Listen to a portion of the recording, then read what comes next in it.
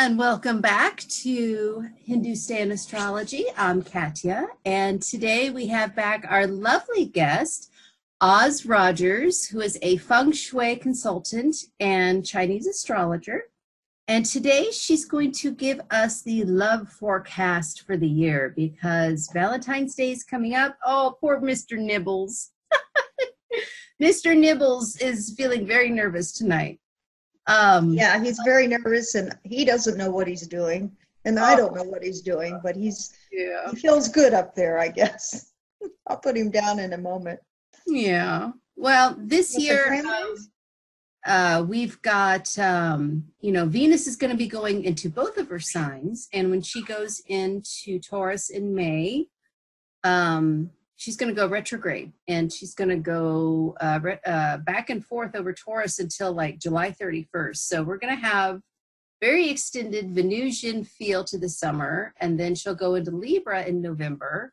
And then Rahu switches signs from Gemini to Taurus on September 19th. So even though we've got this crazy Saturn, Jupiter conjunction all year, triple conjunction, game changing, all this heavy stuff, I feel like there's still a very Venusian feel to this year. And so Oz is going to give us the peach blossom forecast for all 12 Chinese zodiac signs. Ooh, yes, oh yes, oh yes. In fact, I've got not only the signs, I've got the quad numbers, and I've got the flying stars. So I've got so much love energy going around. Believe me, if you want to load up, this would be the year to do it, and I'll show you how.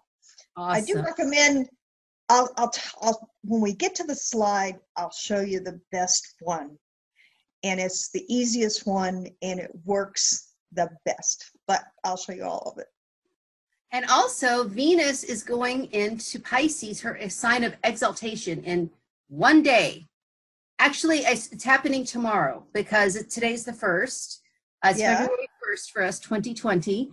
And tomorrow she goes into Pisces. So, wow. This is an excellent year to get married, both in Vedic and in Chinese astrology. So, wow.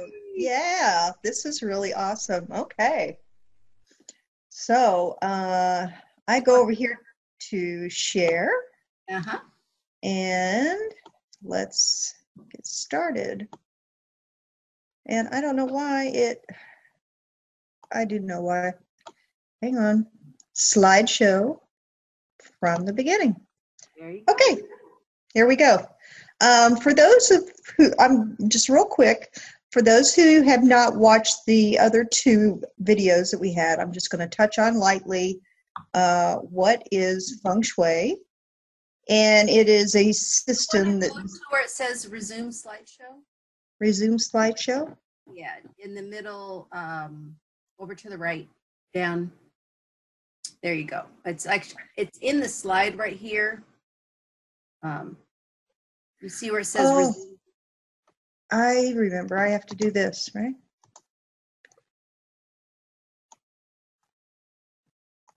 From beginning.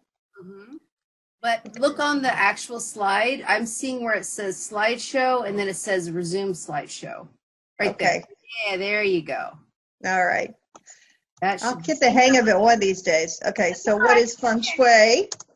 What exactly is Feng Shui? It was developed, it's a system developed by the Chinese as a system relating a person to their environment. It's very closely connected with the environment, and the land and yourself is viewed as alive or dead with qi. Feng means wind, shui means water. Wind and water are associated with health and good fortune. So, is it Taoism? There are different dialects of Feng Shui within Asia, but they do combine the philosophies of Taoism, Buddhism, Confucianism, and they've all influenced Feng Shui development. But it's fundamentally how the Chinese see the earth energies, which are the grids and the ley lines, and how that relates to mankind, but it also involves time. And that is where you get the flying stars. And these are the grids. So I have to ask a question really fast, because I know you had mentioned the black hat feng shui and that they were not using the correct procedure to calculate things. And I just wanted to say that you know, in Vedic astrology, you know, we also have, you know, people that do things differently, and you know, that's kind of like people that use the tropical zodiac with right. It just doesn't work, you know. It just doesn't work. It really doesn't. Just for a second, for people that ever hear about black hat feng shui, what's the difference? Well, it came out of Berkeley, California, for one thing, and it was, you know, what it was they tried to simplify feng shui because, you know, in these discussions we've had, you know, we've got natal charts, we've got zodiac, we've got the flying stars, we've got the annual energies. I mean, you know, it's a lot, is very deep, and it can go really, really deep.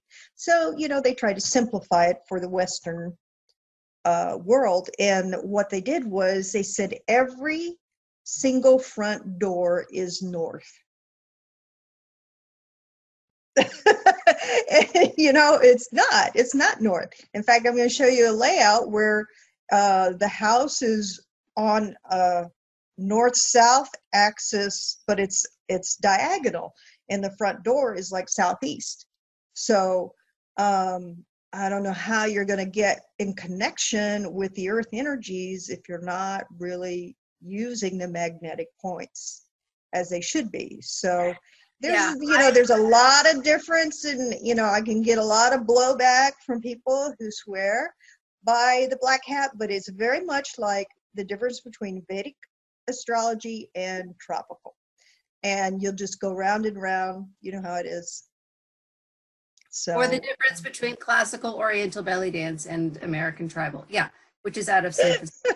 So, I mean, you go right back to that. You know, you and I are very much traditional girls. You know, right. Very much like to listen to the elders, and we like to, you know, pass on what we've been taught. Pass on the tradition. Yes. Absolutely. And that's what I do. I follow the Lillian 2 path, and she's, you know, she's classical flying star feng shui. If you want to read up on it, Stephen Skinner is a really good author for feng shui, and Lillian 2 and her daughter.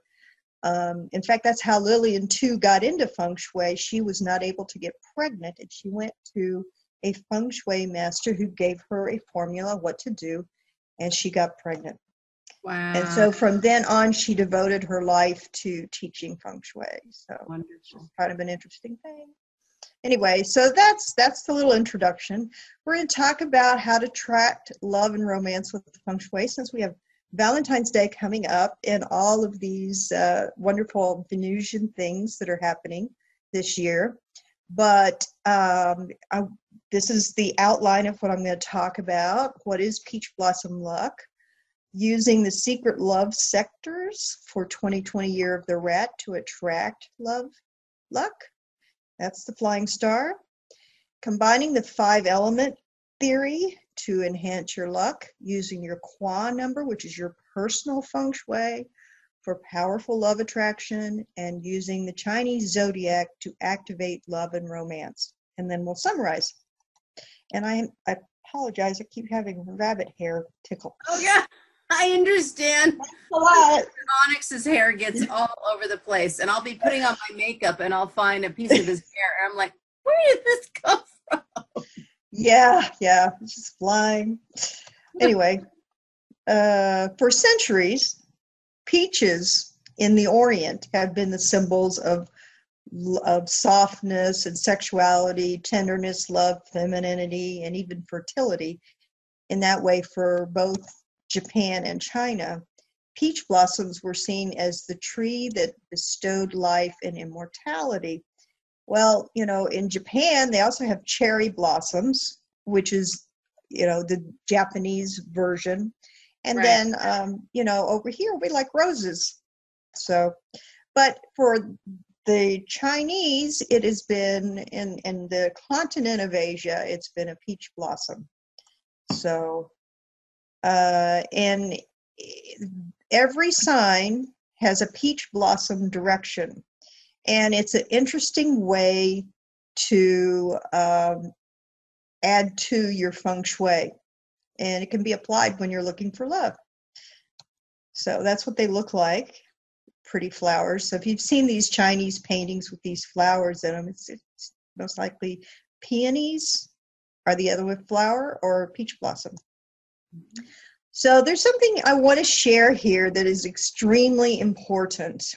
And this is something that I've learned and I really like to share, but in energy systems, money and love are very closely related. If you have negative thoughts about love, it actually affects your thinking about money, and vice versa. If you hate something about money, it blocks your money coming to you, and it also blocks your love. And if you're stingy with your money, you're going to be stingy with your love. If you can think back on people who are very stingy people, they were most likely not overly generous to the people, their spouse, most likely. So it's important to understand that generosity and peace and love attract those things into your life. So if you are a grateful person, if you are a generous person, if you're peaceful and loving, like attracts like, so that comes into your life. So and that's yeah. Venus. That's all. Venus is the planet of billionaires.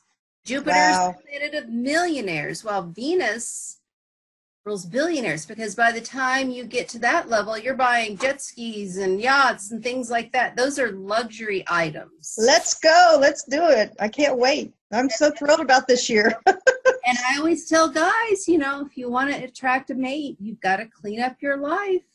You've got to clean your car, clean your apartment, clean yourself, get a haircut. Yes. What's going on? That's going to attract Venus. Is going to attract money and love. Yeah, that's right. That's right. And so while you're activating a sector for money, include some art or something depicted as a pear, and you'll be helping your love luck. So, okay. This is again a review. The 9 flying stars are 9 numbers in this low shoe square. A low shoe square is the round bagua made into a hashtag sign and overlaid on top of your floor plan to show you where the numbers of the stars are. And each number is connected to a specific set of energies, and it's expressed as a feng shui element: your wood, water, fire, metal, and earth. So you have your feng shui elements, your feng shui direction, and even colors that you can use to activate these energies. Like you're wearing a lovely peach dress, which is so perfect for a peach blossom, to attract peach blossom.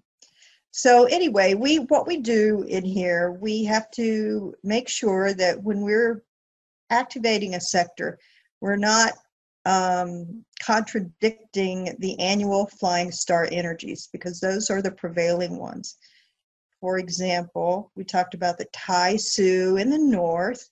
North is also associated with money. If you activated that this year, you would be in trouble. So annual energies are more important than personal feng shui. That's something to remember. It's just standard. Okay, so love outlook for the flying stars. See all the green? Mm-hmm. Okay, all those green are money areas that you can tap into. So, the southeast, we were talking about that. And the number 4 star, that one is a romance star actually, and it's in the southwest corner of women this year, which is a wonderful thing, going back to your Venusian. We have the 9 star, which is a multiplier star, future wealth, and the 8 star in the Northwest, which is for the patriarch of the house or the breadwinner, and the number 1, which is the victory star in the Northeast. So we talk about they have light sides and they have shadow sides. Now, if you are experiencing, I'm going to show you the next slide. If you're experiencing any of the next slide, you may want to correct something in these areas. I have a question. Yes. Can you go back to that picture again? Yes. Okay, so when I'm looking at this, I'm going to lay this, so like, okay, for me, north is this way. So am I going to turn this around so that that north is there? Or am I going to put this right on top of where I am and rearrange? Well, you should not be facing north, but like I said last week, get 2 piaos, those piaos, and put them on your desk area facing north.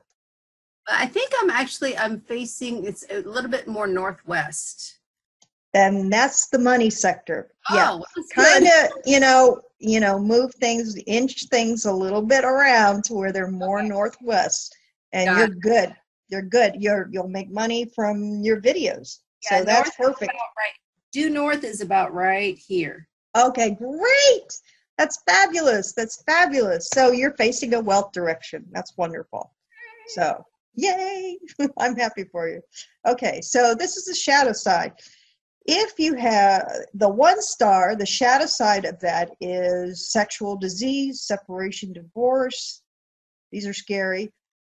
The 4 star, which is a romance star, can also, if it has too much of an element in it, it can be adultery, breaking a family, insanity, unethical behavior, unfaithfulness. The 6 star can, if you don't have enough in the star, or if you have too much of something in the star, you can have loneliness. Number 8 is disloyalty. And number 9 is inappropriate sexual affairs. So what we can do about that is right here, cures and activations for the flying stars for love. So let's say you're having any of these symptoms back here. So you can lightly tap this star's energy with a symbol of love. So that star is a metal star. So you need a metal sculpture of cranes or magpies or doves or mandarin ducks, something. I've got 2 hearts that I got I think at Home Goods, but it's Pier 1. But they're 2 hearts, and they're together in the southwest corner of my living room. So that's what you do. You put it in your living room. The number 4 star is the best star for romance, and you tap this star's energy with a water symbol, pair of love, such as the mandarin ducks, or a pair of goldfish, picture of, or something like that in the living room. You never ever put water or plants in a bedroom. Water will make you ill, and plants will drain your energy. So never put water or plants in your bedroom. So water beds are like no bueno. Oh God, no. Yeah, really bad.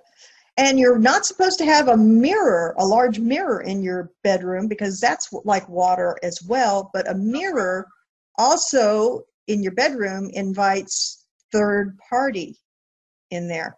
So that according to classical feng shui, that can cause infidelity. So anyway, just a little side note there. Okay, so and then the 6 star is needs some earth energy in it, and so I put wood in there. Why did I put wood in there? I got mixed up. This is earth energy. Earth energy is crystals. So you need crystals Okay. with the 6th star. Okay. The 8th star, which is the most luckiest and most vibrant star and wealthiest star in the current period 8, you tap this with a pair of fire symbols of love. Whenever it says fire, I use bright lights, because it's kind of like fire is very interesting and tricky to work with. You can have a little tiny match, but it could burn down a whole house. So you have to be very careful when you activate with fire, but you can activate fire with light, or a phoenix, or a pair of red pillows, red or peach. You can lightly activate that area for love doing that. So number 9, that's the star in the west, is the best star to enhance for long-term gains in relationships. So a wood symbol of love would be a sculpture or a painting made of wood about love. Anyway. Oh, also, where is it? The earth symbol of love. You can use pottery. Pottery, that's earth. It's made out of earth. So you can lightly, like I said, without turning your house into a Chinese restaurant, you can lightly use colors and, just little, the pillows, or, the lucky bamboo, or just, some things that you like, and it can work for you without having to be buying all of these different amulets. You can naturally, gently do that. I only recommend the amulets and the piaos and stuff when it's really strong energy. But other than that, you can use the colors. We'll talk about that sometime. Anyway, what to put in your love corners. Symbols of love that are special to you and personal to you in pairs. Make them all in pairs. Photography or paintings of happy couples, preferably you and your mate. If you are single, go ahead and put paintings of happy couples. No single people. I saw a woman in her house, and she had this painting, and it was a beautiful painting of a beautiful young girl going down a staircase in a beautiful red dress, but she was by herself. And I was like, why don't we move that, to another area other than the number 4 area, which is romance. I said, just move it someplace else or get rid of it. And it actually helped. It helped her out. So pairs of artistic items that make you feel good and smile, and items that can be paired, or like 2 tea lights or candles, wherever a fire cure is recommended. Fresh flowers changed out weekly, or pairs of plants in the water areas, because water nurtures wood, and your rose quartz crystals in an area recommended for earth. So, all right. Any questions with that? I'm just going to have you come to my house and just do it for me. I would love to. Maybe I'll figure out a way to do that after the snow goes away. Well, luckily we haven't had very much. It's just it's been rainy and muddy, but yeah. I can't stand that. Anyway, what to take out of your love corners? Take out, if it's a love corner, take out your family photos. Those should go in the dining room or on the east wall of the living room. It's family. Don't have family pictures in your bedroom. Your bedroom is either to sleep or for romance. And you shouldn't have pictures of your family in that bedroom. You should have pictures of you and your beloved, or something as a love symbol. Get rid of all the photos of your exes. Yeah, get rid of photos with just one person. There's no place in your house for photos or paintings of single people. Sorry. I actually have one, and it's amazing. It's a 6 foot high by 6 foot wide painting, and it's so cool. It's like an Art Deco painting of a woman, but That's probably my problem, huh? Ah. It's really great, though. I'll have to show you sometime. Anyway, get rid of prickly or spiky plants. Put the games and toys in the kids' room or in the west area. They are not romantic. They should not be in your bedroom. They should not be, in the areas where there are romantic stuff going on. Take your baggage out. How about that? Or suitcases. They need to go in a closet or in the garage. And of course, we don't want trash in our love sectors because we don't want to attract trash. So that's what you need to do. Okay. Moving on to the zodiac. There are 12 Chinese signs: rat, ox, tiger, rabbit, dragon, snake, horse, goat, monkey, rooster, dog, and pig. And last week we talked about how some of them were secret friends and allies, and that's what we're going to look at today. Also, here's the zodiac on the bagua. The bagua is, again, the round version of the hashtag low shoe. So anyway, so there's how they all go around the bagua, different areas. Okay, if love has eluded you, maybe matching up by your zodiac sign will help.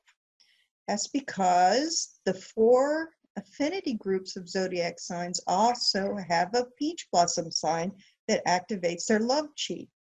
So in the first group, the rat, monkey, and dragon, your peach blossom animal is a rooster.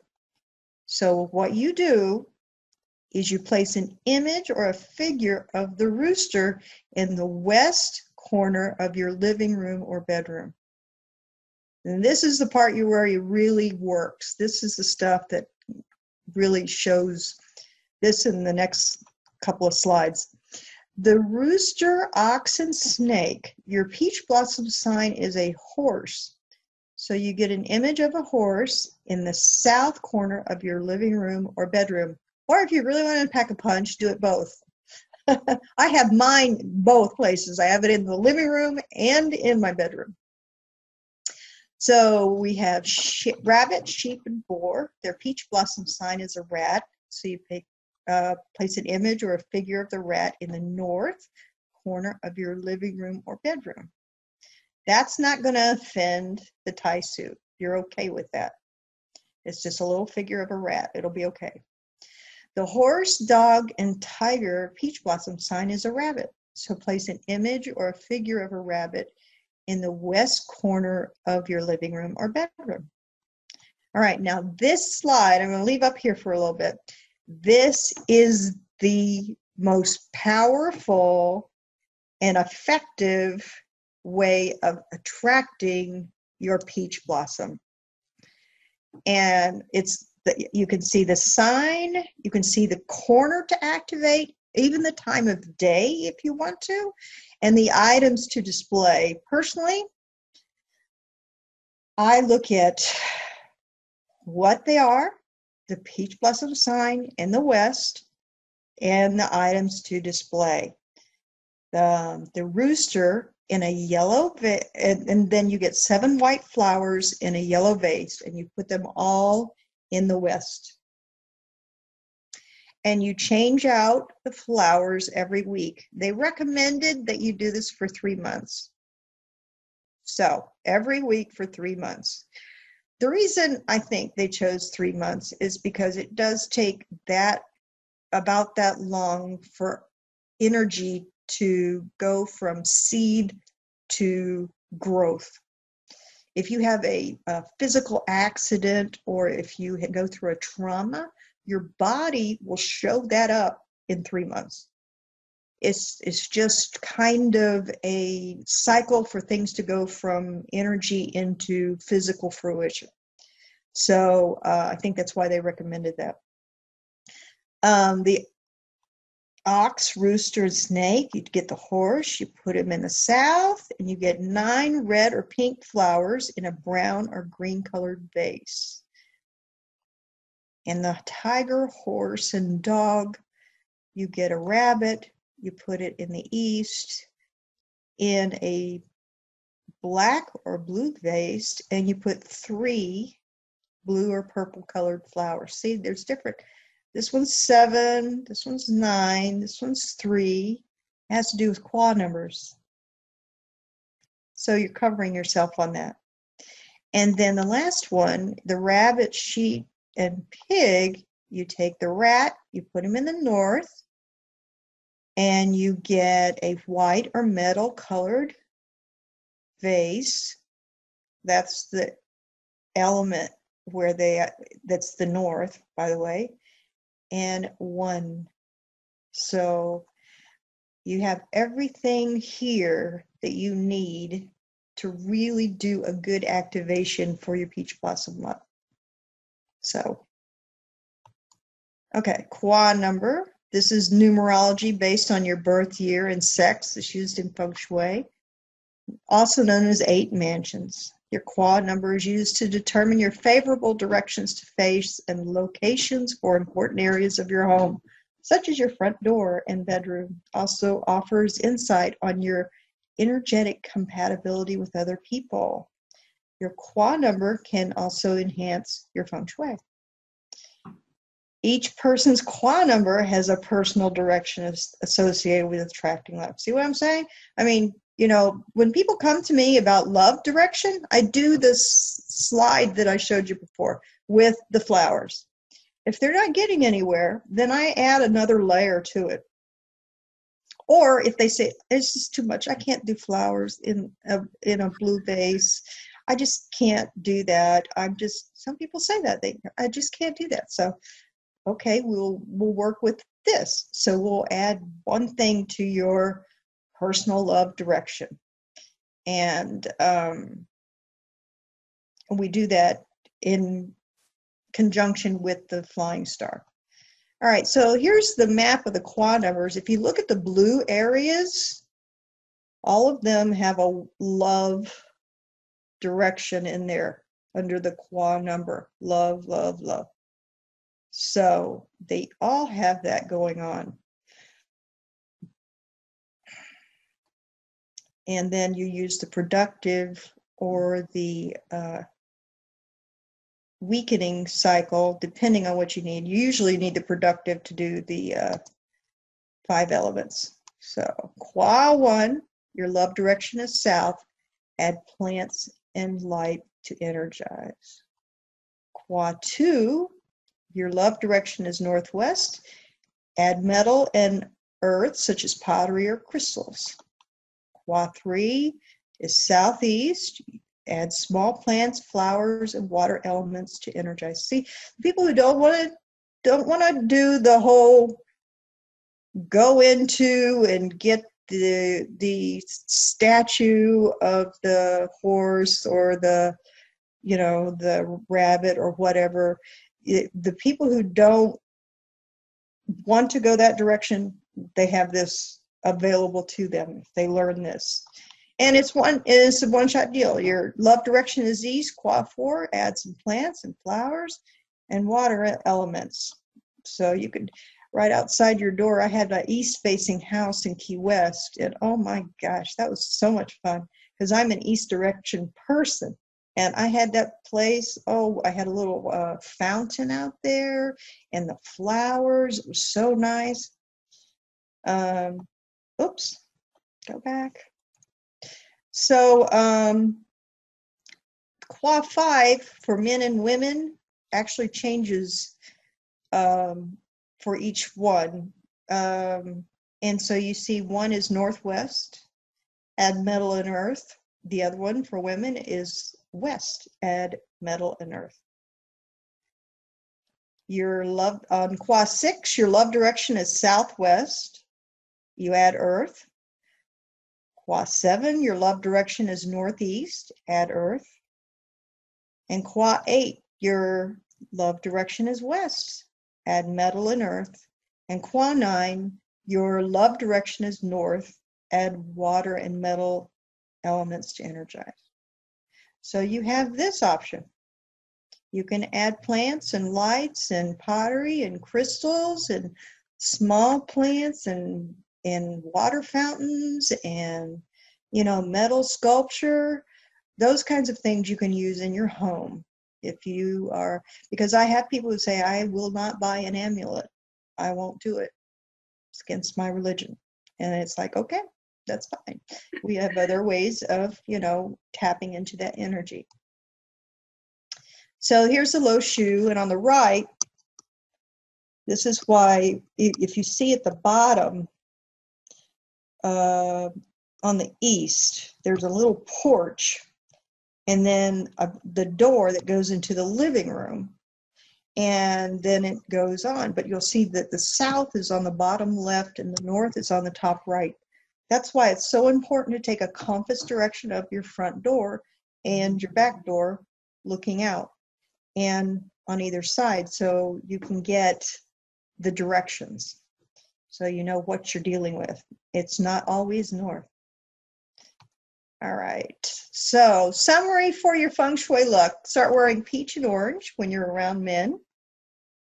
I guess if you're a guy, you could wear peach shirts, Or ties, Or ties. Oh, yes. Ties out there. Wouldn't that be gorgeous? Peach and gray.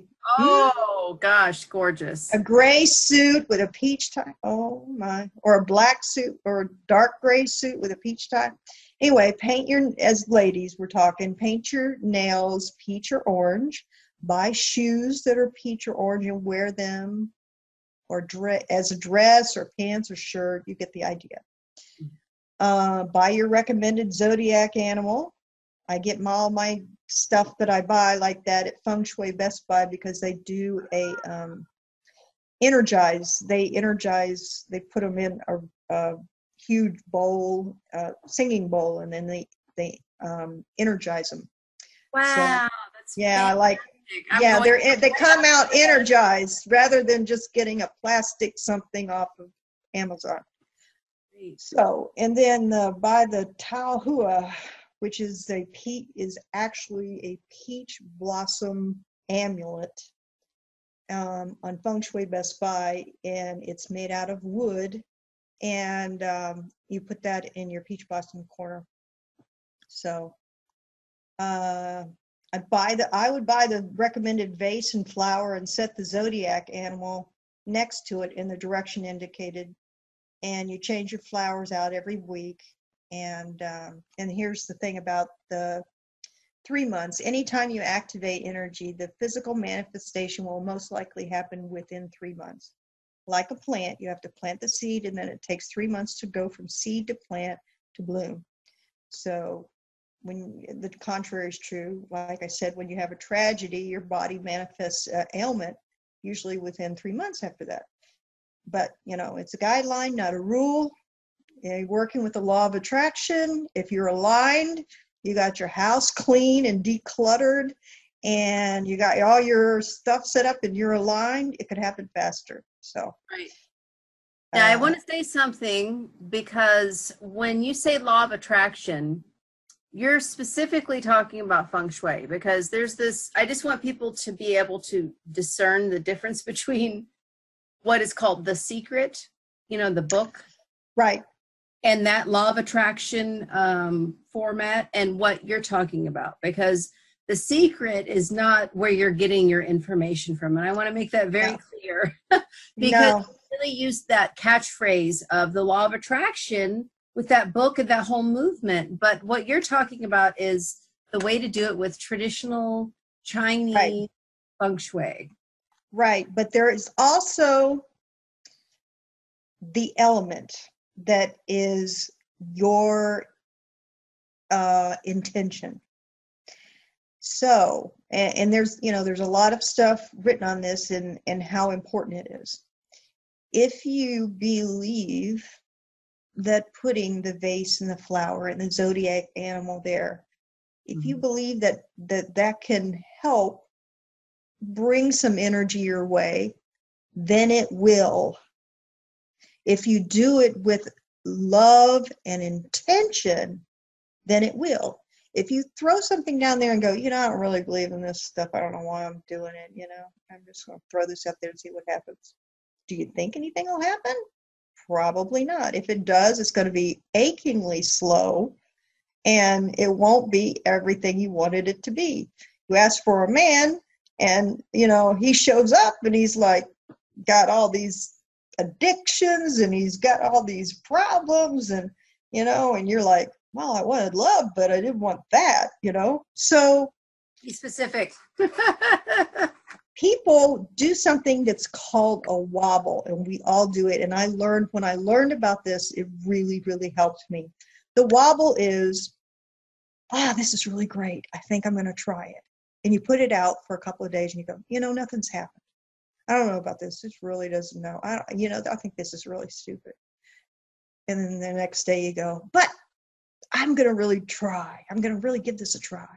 And you go back and forth. And every time you say a negative thing that is not going to work, it's like starting the clock all over again.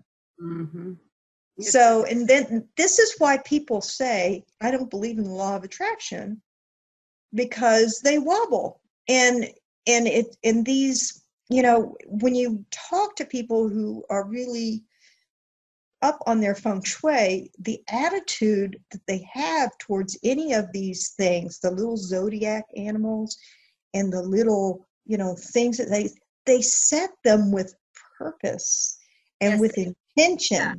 Yeah, they have intention, but they don't know the difference between their heaven luck and their man luck. Right. So that's the discernment we have to use, Right. We have to use it with intention. And so when I say law of attraction, it's that mental intention that you put into your feng shui. And your feng shui works with you on that. Does that make sense? Absolutely. Yes. Okay.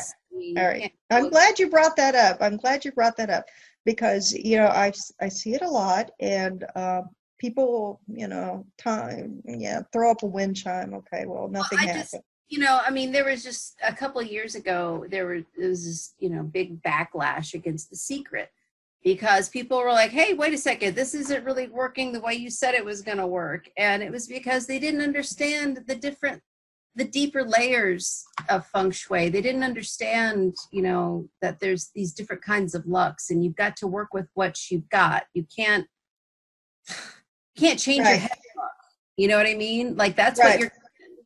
So this is what I think, I just want people to understand that, you're not talking from the author's perspective on The Secret. So no. And, when that came out, I was really impressed with it. But there's so many holes in it because there is free will. And if we're the type of person that we go around changing our mind all the time, and we put our energy over here, and then we put our energy over here, then we focus here and focus here and focus here, we end up confused and you're focused. Yeah. So, it's very logical. The Chinese feng shui is very logical, and it's like the almanac, and 5,000 years of Chinese practical wisdom that they have put together. And they have books and formulas and, all kinds of things. It goes with the body parts. It goes with acupuncture. It goes with all of it. But the bottom line is, if in your heart you are a happy person and you are doing this with your mindset of good intention, and, if you keep that energy up, then that's going to match with your feng shui energy, and it'll work. But if you are disgruntled and angry and doubtful and, all of this, it's not so much, And, The Secret, when it came out, it was just a blockbuster. It really was. Turned the world upside down. And then people started asking about it. And there was another DVD that came out. It was called Down the Rabbit Hole. I can't remember the whole thing, but it was Down the Rabbit Hole. And that went into quantum physics.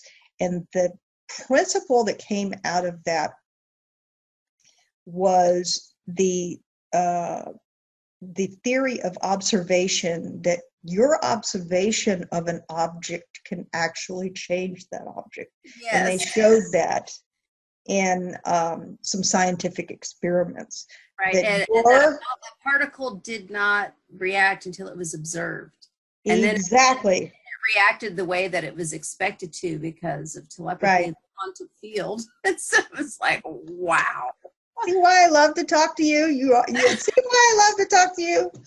But okay, so the same thing here with Feng Shui. So you set that out there, and your expectation and your intention of this is going to affect the outcome. Right.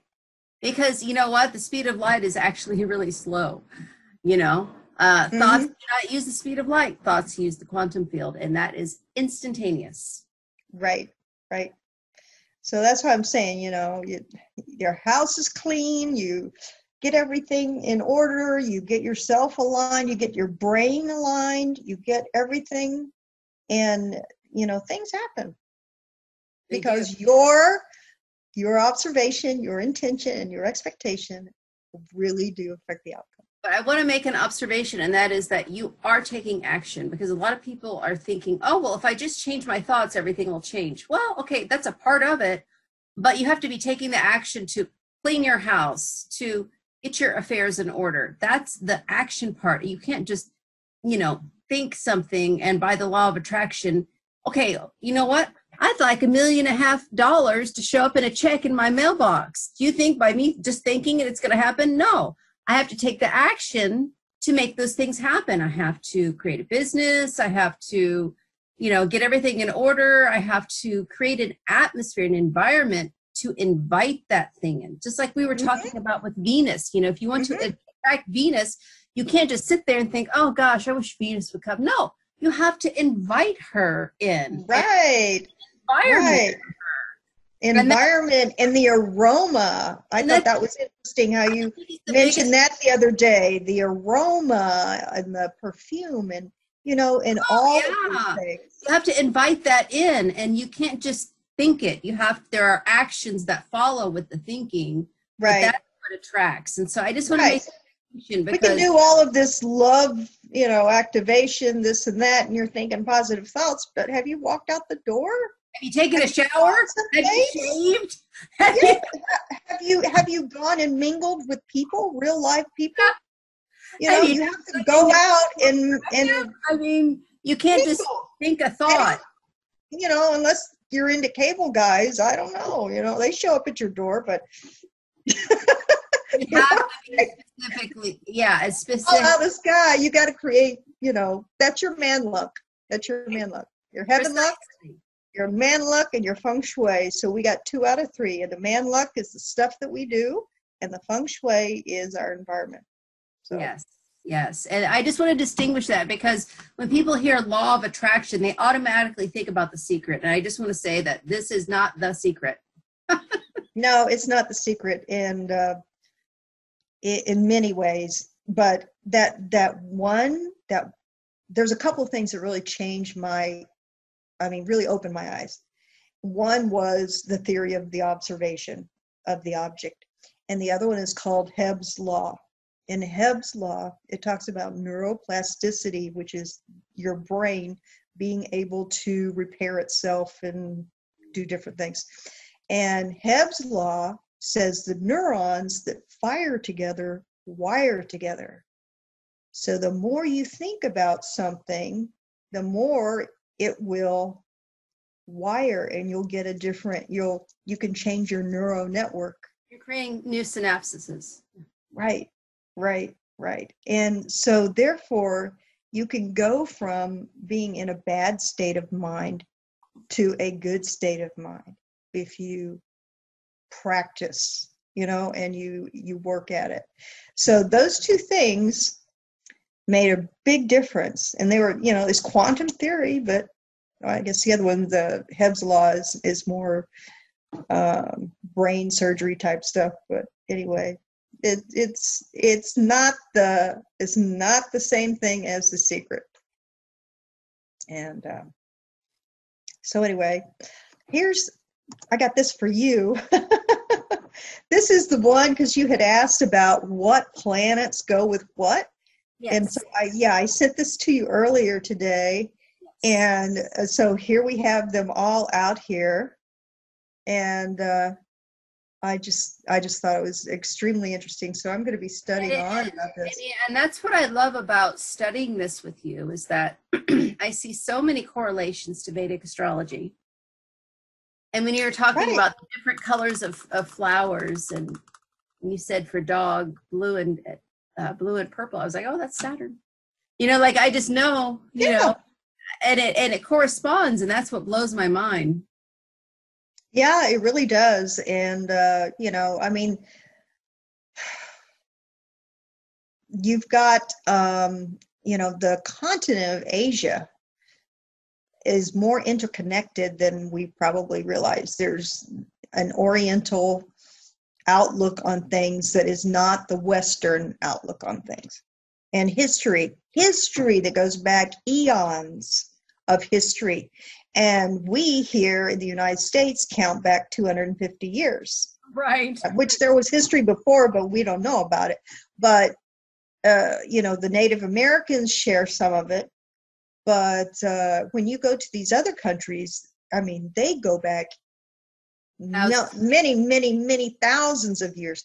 And as a United States citizen, we don't even realize that. I mean, even Mexicans consider themselves still very much part, you know, the Aztec culture was part of their history. And so they're not just Spanish, they are also Indian, and their history goes back so many thousands of years. So can I make an observation? I think it's really interesting that they include the outer planets. We have Neptune, Pluto, and Uranus here, but we don't have the sun, and we don't have the moon. So why do you think that is? I don't know. I mean, I look at it and we don't even have all the days of the week. And, you know, so there's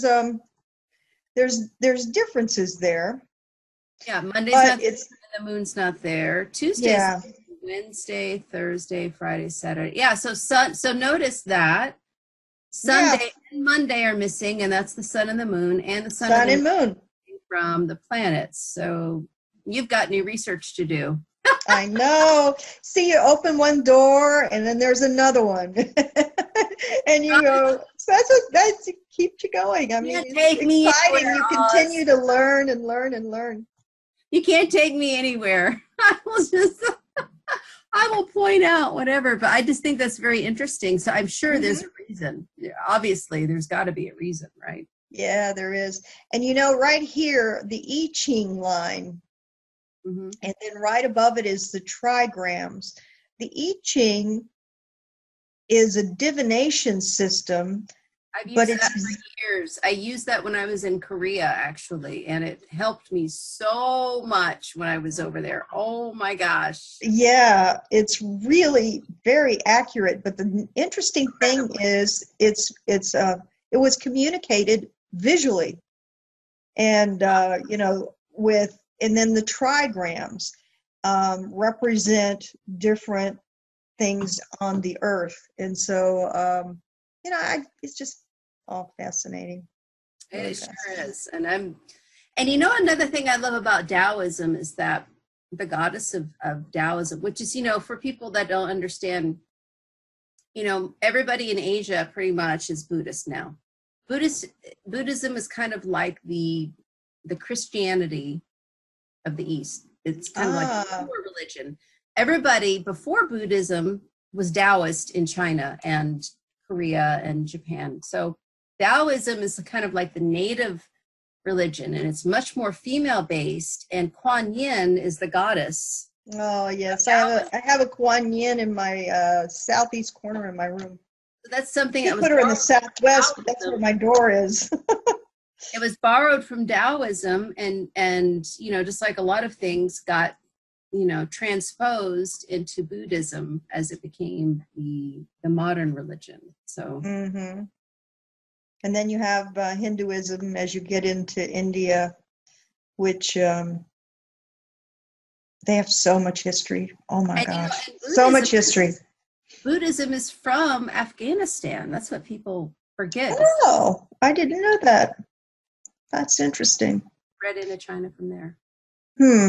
Yeah, it's all interconnected. So anyway, I should stop the share, yes? So I just want to let people know, if you want to go to her website, it is power-manifesting.com. And there you can book a feng shui reading with her. She can do everything online. She doesn't need to come to your house. I just want her to come to my house because she's my friend. Yeah, I need to come to your house anyway. She can do it all online. She can do it from anywhere in the world. And you just contact her at info@power-manifesting.com. Right. Or you can find me on Instagram at Ask Oz. Mm-hmm. I'm over there.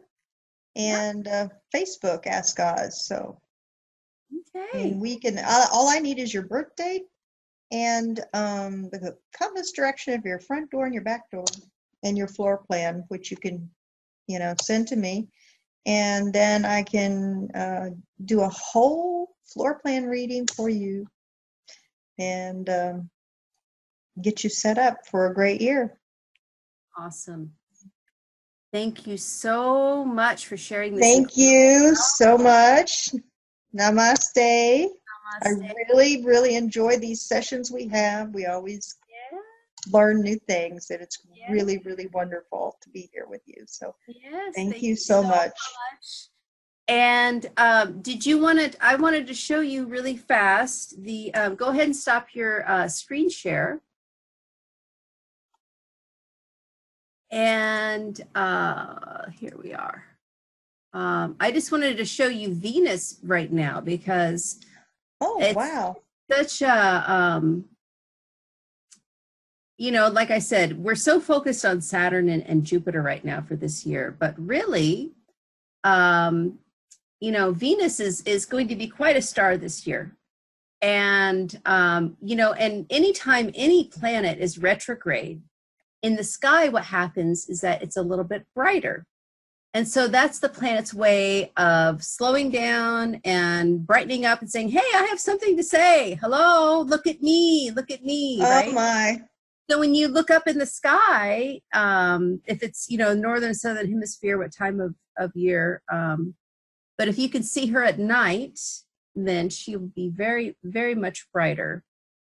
So right now, as you can see, in the left-hand corner of this square, it says VE, 29.02. That means Venus is at 29 degrees, 2 minutes of Aquarius. So she's getting ready to go into Pisces.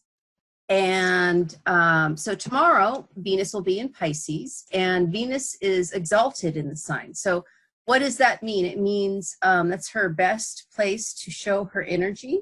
And Venus in Pisces is all about being happy for no reason. And this is what the energy you need for feng shui. You need to be happy for no reason, because that's right. What attract things to you. It doesn't matter what's going on around you. You maintain that good energy and things will come to you. And so the easiest time to do that will be over the next month, because she's going to be there all the way through the end of February. And when Venus goes to the end of a water sign, or when any planet goes to the end of a water sign, it's called Gandanta, from about 26.4 degrees of a water sign to about 3.2 of the next fire sign. And that just means it's the feeling of you're drowning. So it's like all these knots you need to untie. But if you've already untied those knots, then it could just be like this really emotional, great time. But I remember the last time that happened. Yeah, well, but it's... And you go, oh, that makes perfect sense, because it's the end of the water sign and you feel like you're drowning. I went, yeah, that's right. Right. But it depends on, what house in your chart it is for you, what area of life it's going to concern, right? I mean, just for everybody in general, they're going to feel this emotional drowning. It could be, it could be a good thing. It could be like super, super in love, So it just depends on the person. But then I'm going to go, let's see, we'll step forward to the next month, and I'll just show you. So does Venus in retrograde bring back old loves and stuff like that? I'm going to show you.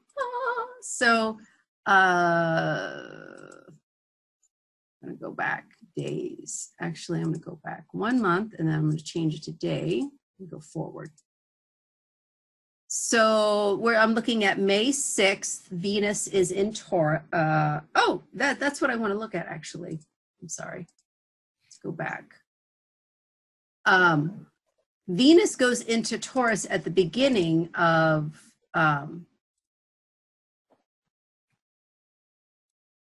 see, we have March. Okay, so Venus is in Aries, the end of March. And then she's going to go into Taurus at the end of March, okay?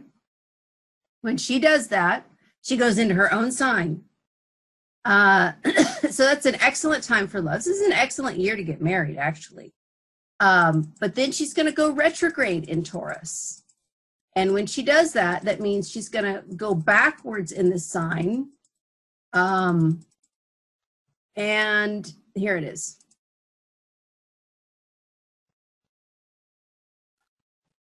So we have May 13th, Venus goes retrograde. And so she's going to go travel backwards through Taurus again. And she's going to be here like all summer, like all the way up through July, all the way up to July 31st. Wow. And then she finally goes into Gemini. Okay. So this whole summer, I mean, it's going to be a great summer for weddings, for romance, especially if you have your ascendant or moon in Taurus or your 7th house, right? So that would mean Scorpio rising. That would all be very good. And then I'm going to go by month. And then she goes, well, actually, September 19th,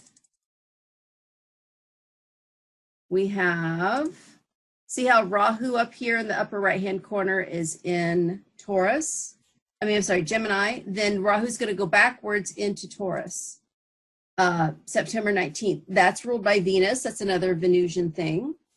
And then the next month, we have Venus, which is down here in Leo. By November, she's going to be in Libra, and that's her Mula Tricona sign, or her strong sign. Yeah. So that happens on November 16th. Venus goes into Libra. And so, I mean, this is actually an excellent year for you know, everybody's love, huh? Love, yeah. Because, I mean, this is obviously going to fall in different houses and mean different things for different people, but just the fact that she's kind of, you know, hammering over Taurus all summer, and, you know, the nodes are switching there. It's like, okay, all this intense stuff is going on with Saturn and Jupiter, but you know what? Like you said, keep your eyes on the prize, and the prize is your eyes on the prize. Keep rolling, no matter what. So, right. I mean, yeah. So, yeah, it's gonna be. I think it's gonna be a great year. And I think that people just, you know, need, like you said, maintain your happiness, and that it's going to draw the best energy for you. Yes. Yes. And you do it. Do you know that you can force yourself to laugh? You can actually force yourself to laugh, and it will release the same chemicals, the same endorphins, if you were really laughing. And then you will actually start feeling better. I mean, it's kind of, you know, you don't really want to do that in public, probably go in your room and say, okay, now I'll do it. But just start forcing yourself to laugh, and then you start getting the benefit of the endorphins, and then, you know, it raises your mood and all of that. So it's called fake it till you make it. Yeah, and sometimes you have to do that. Sometimes the most horrible things happen to you, and you can't imagine how you're ever going to smile or laugh again. But if, you know, when I was in Korea, South Korea, and I was an English conversation. Oh, did Mr. Nibbles? Hear what I you was an say. English conversation teacher, and I had some really bad things happen to me over there. I'm not going to go into it, but let me just tell you that I had this laughing Buddha statue, and I had that right on my dresser. And even if I was like so sad, I was just crying, I would just look at that and I would force myself to laugh like the laughing Buddha. Yeah, he laughs. He's good. I have a laughing Buddha, big fat Buddha, wealth Buddha in the center of my house. And he's always cheery. So it's a good statue to have, I think. Yeah, actually I put Buddhas all over. Wherever there's an affliction, I stick a Buddha in there. That's one of my things. So my house does have quite a few Buddhas, but you know, I move them around. Anyway. All right, Mr. Nibble says he wants his mama. Thank you so much, Oz. And I know you. A lot of people, and we will be seeing you again soon. So thank you very much. Here. Namaste. Namaste. Thank you so much. Bye.